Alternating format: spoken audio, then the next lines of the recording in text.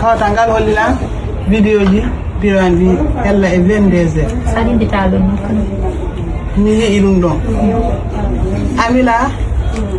o miijitaki ko waɗi kon o yenni biro am min no ɓay komi julɗo Allah mi yenata nene goɗɗo mi yenata goɗɗo ko waɗi kon ko hoore makko o waɗi wona min o waɗi wona biro am o waɗi ɗum ɗon o wolli ɗum ɗon o waɗi ɗum ɗon min noon ne biro am komin tato mari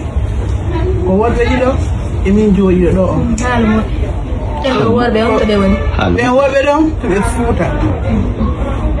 min mi ko naakiri biro ma on to woni biro am ɗo Jumaya ko toon ɓe woni ko toon ɓe jombita baben am feƴƴinino si biro am wujjino Amina o noddayno ɓe ko sera ma o nodda men e ɓiɓɓe makko ko saria so ɓe ko saria ɗi maɓɓe fof ɓaray a nani a yahata nokkure ko jam waɗi si tawina jang a yahay min yahayno men fof min nooto si tawi komin wawi yoɓude min yoɓa si tawina komin wawi yoɓude julɓe Allah ɓe wallani min yoɓa joni noon mbayna ɗum o waɗi o yenni biro amin kankon dal ala hay hunde komi wolanamo autorité si autorité o koɓe walla e hoore ɗum ɗon hara ɗum ɗon wattali no wawa wonde biro an ko goto wujji ɓe so tawi ɓe wujjita ɗuma on fof o dari ko yenniɓe o lokkitiɓe o yenniɓe hay ko duwaka yennude sa yilan jooɗiɗan fanki ko probléme mi anda ko honto haata mi anda ko honno woni kadi a yewtu uppuɗa hunde ha nde anda fadi tan finni mari noon téléphone ka mi ala téléphone ko kawde an ɗe mi hii silam mi ala téléphone mi ala silam mam noon goɗɗo mo waltano ko ɓaya tawi mi ala téléphone goɗɗo o hollimi mi fusi ala mbiyetaki o téléphone mbima noral masalam filman assalamu aleykum o jooɗo o kawtal jame o biro makko heeɓi o sokola ɗo Amila concert o waɗi ko duwaka sa nangi goɗɗo mo wuggudema sariya on no ɗon ƴettuma naɓama ko sariya landuɗama ko honno wujjanɗa lan siɗa mari ɓiɓɓe ma siɗa mari ko yoɓiri a yoɓinama mais a duwaka yennugo goɗɗo wona nden hoyre hakkude conki gorejo nene ma gorejo patima pibiliya ɗum ɗon anno Allah foppu ya bogoye jiwoye foppu yenna nden woyre répétene kadi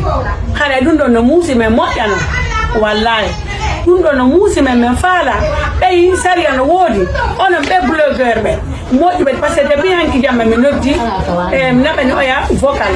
hanno ko Aissa Beauté santé ba mi wata inde makko nen ko yo wallita men par ce que ko fiyonnu onon ɓe blogueur ɓe piiji gon ton so wallitaki jama o haray ko niise par ce que koko waɗi ɗo o beeno ɓuuri ɗum ɗo siɗara o tuubayla o lando ɗuma fof ɓe nawma ha a anda hoyre yennata ko joguiɗa mbuuɗi o ko joguiɗa mbuuɗi sa yennata goto so goɗɗo bonnimo ko yalaɓo saria e hoore ma kankadi min faala etan rewnu saria hanga hoore ma ko ɗum ɗon yamamu sow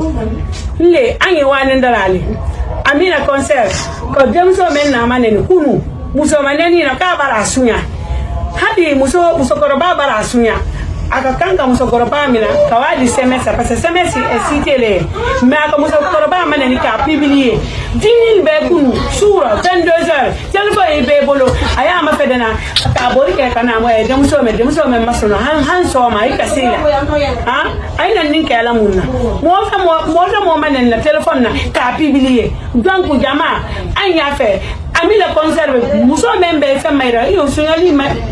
atimini ibali na son mina mais ibala bolo mina atimini bali mais idi mini na le ko wadi sariya bara ka azize ka condamné mais makanka mo manani ima ayi sungala ima mina bolo ima ko ya bolo donc wala ka ke dem so min kuma la réseaux sociaux be ka son tidi Amina concert men nana okay la famille komin ari je jiwon tidi mabbe donc kawtal mabbe jukume wawi yewtude ne yewtidi ka yumiraɓe men famotiri ɓe ni yumiraɓe no ɗenoɗe ko ɓe jombita toon ñumaya du coup yumiraɓe ɓe aray donc si ɓe ari mi waɗa vidéo kadi min mi affiche numéro angol donc kala faalaɗo waɗangol ɓe ɗuma min affiche ɗon numéro ko on ɗon rek ko noddoto ton noddu numéro o sakko no ɓe arna toon merci beaucoup voilà